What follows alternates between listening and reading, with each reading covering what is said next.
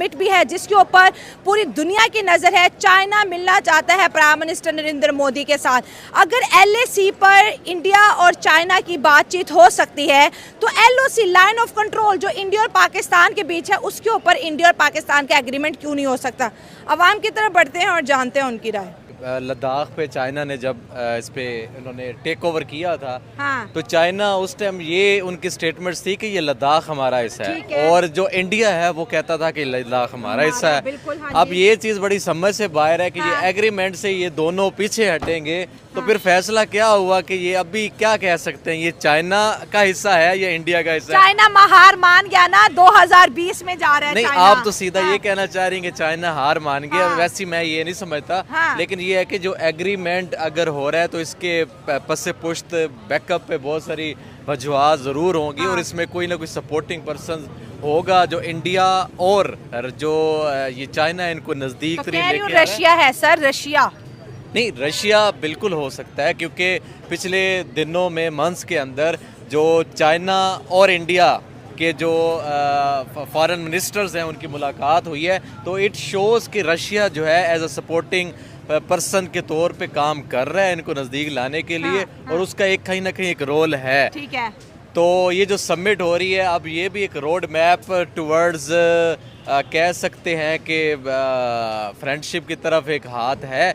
लेकिन मैंने last time भी मेरी जब बात हुई थी तो मैं यही कह रहा था कि जो ममालिक हैं जब ये तजारती रवाबित करते हैं, फॉरेन पॉलिसीज़ को देखते हैं तो ये दुश्मनियाँ वगैरह ये भूल जाते होते हैं ये, क्योंकि मुल्क की डेवलपमेंट और वो चीज़ बड़ी मैटर करती है। चाइना को इंटरेस्ट नजर आ रहा है इस वक्त इंडिया की इकोनॉमी में, इंडिया की मार्केट में, कि जो चाइना एग्रेसिवली लद्दाख की तरफ बढ़ा था आज वो कहता है कि नहीं जी हम दोस्ती करते हैं, लद्दाख का मुद्दा भी खत्म करते हैं। नहीं, चाइना को क्यों इंटरेस्ट नजर आता है? मैं कहता हूँ इंडिया को भी नजर आ रहा है। इंडिया के जरूरी नहीं है कि China is a super power है और इंडिया भी ये चीज समझता है।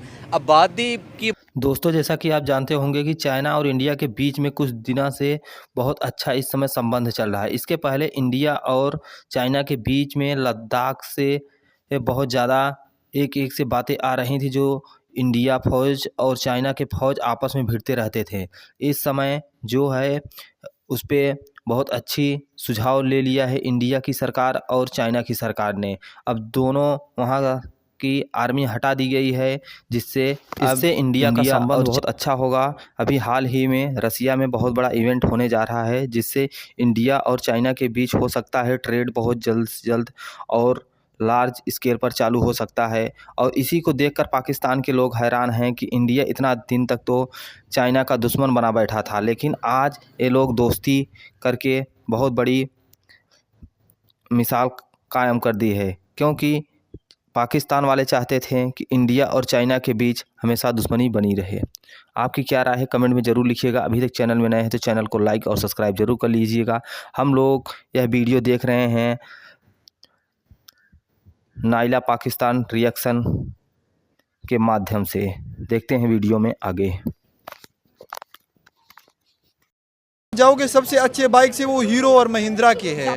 जिस तरीके से इंडिया इन चीज़ों की यानी डेवलप कर रहा है खुद को, मोदी एक तहरीक भी चला रहा है मेड इन इंडिया, ब्रांड हो गया ना। हाँ, वो या एक स्ट्रेटेजी की तहत ही वो तो चल रहे हैं ना। अभी चाइना को भी नजर आ रहा था कि ये हमें भी निकाल रहे हैं और ये तो सारी दुनिया को पता कि इंडिया जैसी मार्केट वो अभी कहाँ भी नहीं मिल रही है। ये इंडिया दुनिया की सबसे बेस्ट मार्केट है। बेस्ट मार्केट जिस तरीके से चाइना 1990 में था, अब वो जो हाल है ना अभी इंडिया का यही हाल है। अब इंडिया का अब बूम पीरियड आ गया। बूम पीरियड आ रहा है क्योंकि वहाँ पे डेमोक्रेसी जो है ना वो स्टेबल है, जमहूरियत मुसलसल जा रही है, अमन है और वो इस तरीके की पॉलिसीज बना रहे हैं। उस वजह से इन्वेस्टमेंट भी काफी इन्वेस्टर भी काफी अट्रैक्ट हो रहे हैं। चाइना ने इंडियन मार्केट के लिए अपनी जो है डिसएंगेजमेंट लद्दाख पे शो की है क्योंकि चाइना लद्दाख को लेके बहुत ज्यादा एग्रेशन दिखाता। तो शी जिनपिंग ने बड़ी दफा बोला है जंग की तैयारी करो, जंग के लिए तैयार हो जाओ। कभी अपने जासूसी गुब्बारे भेजता है, कभी अपनी जासूसी शिप इंडियन ओशन में भेजता है कि मैं इंडिया की जासूसी करूं। अब इंडिया से क्यों हाथ मिला रहे हैं?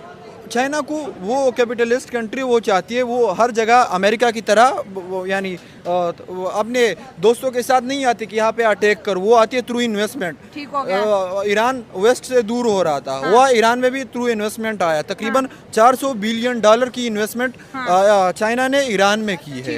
पाकिस्तान में जितनी की उससे 8 गुना ज्यादा उन्होंने ईरान में की है। अफगानिस्तान में भी वो मिनरल्स की माइनिंग कर रहे हैं। अब इंडिया को देखा, अगर इनसे मैं दुश्मनी करूंगा तो उल्टा मेरा ही नुकसान है।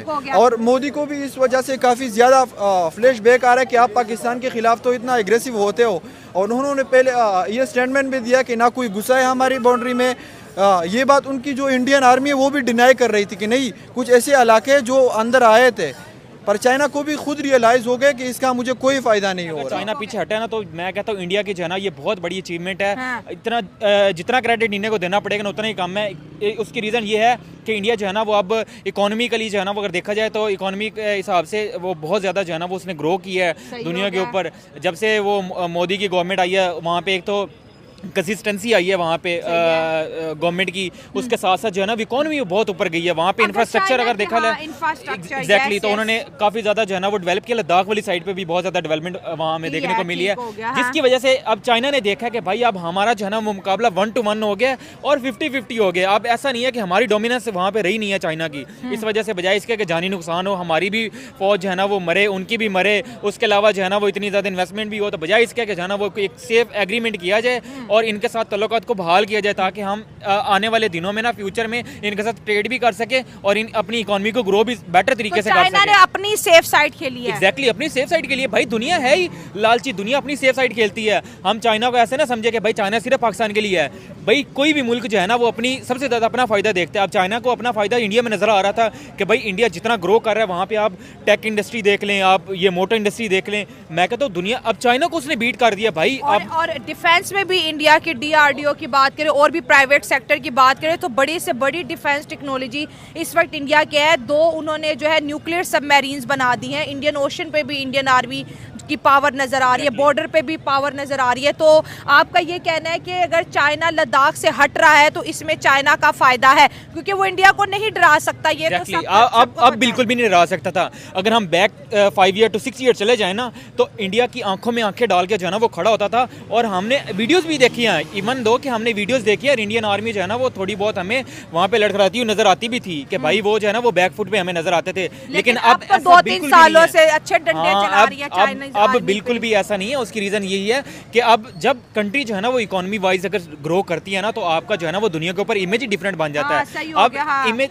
एग्जैक्टली अब इमेज जो है ना वो इंडिया का एक डिफरेंट जो है ना वो जाता है चाइना के पास और उनको पता चल गया कि भाई आने वाले दिनों में जो है ना वो इसका मुकाबला करना बहुत इम्पॉसिबल हो जाएगा। अगर चाइना की ट्रेड जो है ना वो इंडिया बहुत बड़ी मार्केट है, आपको पता है, मैंने अब जैसे कि बताया दूसरी बड़ी जो है ना वो पॉपुलेशन वाइज कंट्री है। तो इतनी बड़ी मार्केट को आप जो है ना वो उससे वो डिस्कनेक्ट नहीं हो सकते जिस तरह पाकिस्तान डिस्कनेक्ट हुआ हुआ है। हाल हमारे देख ले इकोनॉमी के क्या चल रहे हैं। तो चाइना जो है ना वो गलती कभी भी नहीं दोहराएगा, वो डिस्कनेक्ट कभी भी नहीं होना चाहेगा इतनी बड़ी मार्केट से। बिल्कुल। और 2020 कहते हैं बैक टू 2020 साथ जो है इंडिया की फॉरेन मिनिस्ट्री ने ये स्टेटमेंट भी कोट की कि 2020 के बाद जो है बॉर्डर के ऊपर, लद्दाख के ऊपर, गलवान घाटी के ऊपर जो है चाइनीज आर्मी का एग्रेशन बढ़ता हुआ दिखाई दे रहा है। अब चाइना जो है हट रहा है पीछे। जाहिर है इंडिया की एक पावर नजर आ रही है, इंडिया के इस पूरे रीजन के अंदर एक सॉफ्ट पावर है, एक डिप्लोमेटिक विन है और रशिया में जो है समिट भी हो रहा है।